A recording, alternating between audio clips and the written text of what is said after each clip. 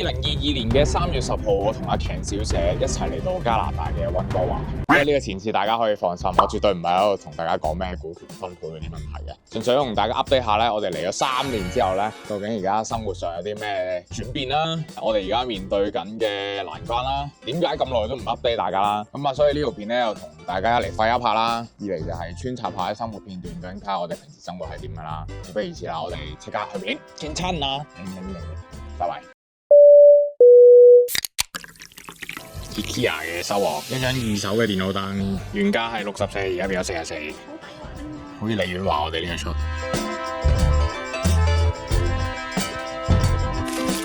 我哋而家喺而家家私買嘅，因為咧我哋極度需要張電腦凳啦。咁呢個亦都係有關於我哋嘅工作動向啦。因為其實喺上年嘅11月咧，即係大家睇完多倫多呢條片之後咧，我哋成日都話講咗好多事啊咁樣啦。11月開始咧，Circle 咧係已經冇返工噶啦，即係 Circle 已經係失緊業噶啦咁樣。應該咁講啦，澄清翻，我費事啲人覺得我哋好似啲咩2日夫妻咩缺咗份工嗰啲，應該咁講 intentionally 辭咗職嘅我啦，至少大家知我哋拍片啊，咁我哋其實拍片之餘咧，我哋唔係淨係靠自己 channel 揾食嘅，咁咪乞食死咗好耐噶。我哋係幫好多唔同嘅 channel 啊，同埋好多唔同嘅公司啊，去做我哋嘅 social media， 同埋幫佢哋營運下佢哋嘅公司 image 啊，幫佢哋出下 content 啊咁樣嘅。咁所以咧，以前咧一路以嚟我哋都有做開嘅，即係之前大家都有聽我哋講咩接 freelance 嚟做啊，其實就係我哋本身都有做呢啲啦。咁我仲有譬如間唔時做下啲 event 嗰啲啦。咁咧，但係因為由9月10月開始咧，我哋發覺開始好吃力，開始好多客啦。如果要翻埋份正職嘅話咧，真係好搞唔掂。咁所以咧，我哋就有少少膽粗粗試下咧，其中一個人缺咗份工，全部接晒客啦，睇下可唔可以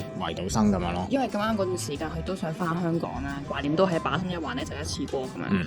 咁我咧其實就仲繼續翻緊而家份工嘅。咁呢條片出街嘅時候咧，就應該 around last 幾個禮拜啦，因為我自己都辭咗職嘅。咁而家係因為12月到2月咧，我哋又再接多咗幾個客咁樣啦。咁跟住開始連佢都搞唔掂啦，即係我哋而家生活咧其實係少少日夜顛倒嘅。譬如我哋有時做嘢做到凌晨4、5點啦，因為有啲係要就翻香港或者係台灣嘅客戶嘅時間啦。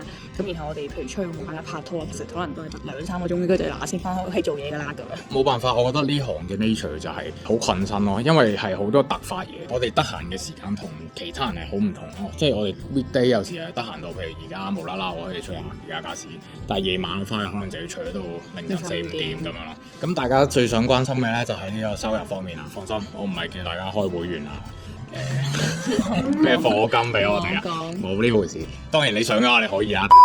喺我哋角度睇咧，如果要翻同類嘅工作，即係譬如而家做緊嗰份 part time 咧，其實係唔難嘅，因為如果我哋要決定都可能好快就決定到，可能3個月後就覺得搞唔掂啦，不如翻去做 part time 啦咁樣。咁但係調翻轉係而家就希望咧係專心湊咗啲客戶嘅需求先，就唔想話接咗翻嚟，但係咧又半桶水咁樣，就好似好唔尊重我哋嘅客戶咁樣咯。收入方面咧就係 OK 嘅，唔止 OK 添啊！我哋係甚至比起有翻 full time 嗰陣時咧，其實而家咁樣情況係仲好啲添嘅。咁我哋直情發覺原來我哋係應該要開公司添嘅，個收入好似已經過咗嗰個自雇限額啦。咁開公司咧係 make sense 啲添嘅，因為交稅啊各方面啊嗰啲係比較好啦。即係雖然咁樣講啦，但係我哋都唔想止步於此啦。咁所以咧，我都好歡迎咧任何如果仲係有呢個做 social media 需要嘅客戶，或者係你從來冇試過，你想試1至2次咧，整1-2條片咧，我哋都而家考慮緊想試下唔同行業咧，所以我哋係能夠免費去做1-2條，當係幫自己儲埋 portfolio 嘅。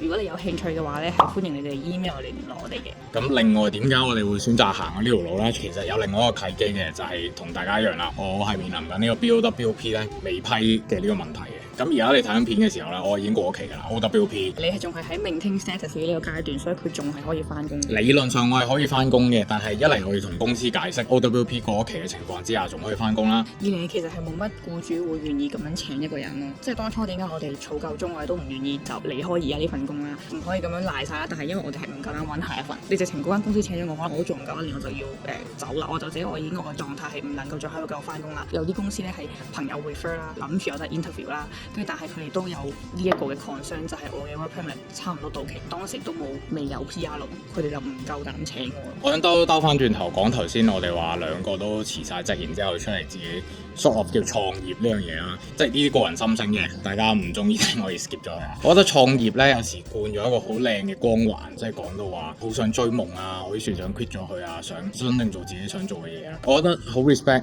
亦都如果你真係有呢個心志去做呢樣嘢咧，我覺得係好好嘅。我哋而家行緊呢條路咧，有啲似係我哋其實已經有做開呢樣嘢啦，慢慢去發掘到呢個本地原來有呢個市場啦，我哋先至夠膽慢慢咁樣轉型過去做呢樣嘢嘅。我哋亦都唔係一時三刻衝動話我想創業，我想唔撈啦，我即係有受夠個老細啦，我劈炮啦咁樣。你話我驚唔驚咧？我梗係驚啦，我驚我賴屎添啊！開始真係轉出嚟嗰陣時，尤其是係我哋嘅身份前途未卜啦，跟住然之後又帳面上好多時望落去個錢銀係冇問題嘅，但係你唔多唔少你會覺得，因為呢個係自己嘅嘢，我要湊住啲客，我下個月咧，譬如有客一走咗咧，我哋就食屎㗎啦。咁所以我哋會好多時候比較着緊啦，咁所以搞到其實好多時啲時間分配啊，懟晒落去做嘢嗰度咯。大家覺得好似好他條好輕鬆創業，但係其實係背後有好多辛酸係大家冇睇到咁解嘅。而家呢個 BOWP 嘅情況係其實某程度上逼緊我哋行呢條路啦，二嚟係咁，既然我哋自己真係出嚟做嘅時候能夠維到生嘅，咁有咩問題咧？我又唔係出嚟做啲唔見得光飯讀，同埋失敗咗咪就翻去打份人。係啊，我話創業一定要成功㗎嘛。係啊，我從來都冇介意過，我係翻去，我甚至其實冇人話你嘅，點解你咁緊張嘅？每一條路都係自己選擇嘅，咁咪自己承受得翻個後果咪得咯。都係嗰句啦，即係呢個 YouTube，我覺得係拍出嚟係反映過我哋真實生活啦。成個 channel 嘅營運咧，對於我哋揾食嚟講咧，我諗佔1成都冇嘅。好佛系我哋。我哋係一嚟好佛系，其實賺嘅錢真係少到不堪嘅。有都唔夠啊！大家唔好再咁多幻想，覺得你做 YouTube 即係你話想創業啊，原來就係做 YouTube 啊，我哋就唔係嘅，好似扯到好遠。係啊，可能有啲人會覺得點解我哋兩個都辭晒職，好似好大膽咁樣啦，亦都唔係話賺咗109700，純粹係超過我哋生活需要嘅。但係老實講，客戶都係會有走嘅一日嘅。咁點解而家呢個 moment 要兩個一齊嚟辭職唔做嘢咧？其實都係有另一個原因喺裏邊嘅。陣間我哋可能轉個場景去講啦，就係其實係同屋企人有啲關係嘅。呢位師兄非常堅持架車唔需要拆，一定入到。真定巴閉。仲有一樣嘢咧，唔記得同大家講嘅，就係其中一個嘅新嘅變化，就係而家你見到我哋坐喺嘅呢個空間度啊，冇錯，我哋已經有自己嘅車啦。咁呢架車咧唔係一架新車嚟嘅，係一架二手車。咁就係話說咁啱，我同事咧佢需要換過一個新嘅車。咁佢呢架舊車已經好多年㗎啦。咁我就問佢話：咁你個車賣唔賣啊？咁樣跟住佢就話賣俾你啦。咁樣其實佢係冇諗過要賣呢架車嘅，所以佢用一架好平嘅價錢咧就賣咗俾我啦。首先呢架車已經行咗好多公里啦。佢當初買呢架車嘅時候咧，其實佢都唔係話好貴嘅，所以佢就咁樣俾咗我哋啦。佢包晒呢啲倒後 cam 啊、導航啊咁樣。跟住嚟到最關鍵嘅環節啦，大家估下呢架車幾多錢？冇錯啦，就係2000蚊啦，耶！我哋呢度要非常之感謝 Princeton， 同埋我覺得我哋第一架車係咁舊嘅車咧，都有佢一定嘅好處嘅。都有啲人話新車你可能揩花啊、整啊嗰啲會容易啲啊，但係舊車就係你揩花咗你都唔心痛。好，咁講咗咁耐咧，就正式入戲肉啦。咁大家條睇到都見到咧，就都幾沉重嘅，就係話我哋要翻香港啦，同埋屋企人有健康問題啦，係啦。咁都唔怕我話俾大家知咧，其實呢條片咧已經係我哋拍嘅第3次啦。因為次次咧發覺拍出嚟都係好低能量啦，甚至有一次阿 Ken 就拍到喊啦。但係都真係想同大家交代下我哋而家面臨緊嘅狀況啦。咁大家如果記得嘅話咧，就係阿 Ken 嘅媽咪咧，大概2年前度啦，佢就患咗呢個胰臟癌嘅。咁嗰陣時就化療咗2次啦，咁 keep 住成個過程咧，其實都係好辛苦啦，兼且係仲要咁樣同個仔女咁樣相隔兩地咧，其實係好痛苦嘅一件事嚟嘅。後尾咧就因為做咗手術啦，咁就胰臟同埋個胃咧切除咗一部分，咁但係咧其實個癌細胞咧最終係繼續擴散啦，係去到個肺嗰度嘅。咁而家咧其實已經係去到一個叫舒緩期啦，即係換言之係話其實係化療啦、電療啦各樣嘅治療手段咧已經係冇用噶啦。咁所以咧而家只係能夠靠即係睇中醫啦嚟到去繼續舒緩病情嘅啫。其實阿 Ken 嘅媽咪咧情況都非常之差嘅，咁所以佢咧其實係好想能夠即係翻到香港啦，去探佢媽咪啦，可能照顧佢啊，同佢相處多啲時間啦，因為真係唔知以後仲有冇呢個機會啦。尤其是阿 Ken 咧係真係已經3年冇翻過香港啦，咁好彩地咧佢最近就批咗 PR 啦，之後翻去咧其實應該係比較容易嘅。同埋另外一樣嘢就係啱啱講到嘅我哋工作性質啦，咁而家變咗做 sort of 叫做 freelance 自己公司咁樣啦。咁相對上，就算真係要長期離開加拿大咧，都唔係一件好困難嘅事啦。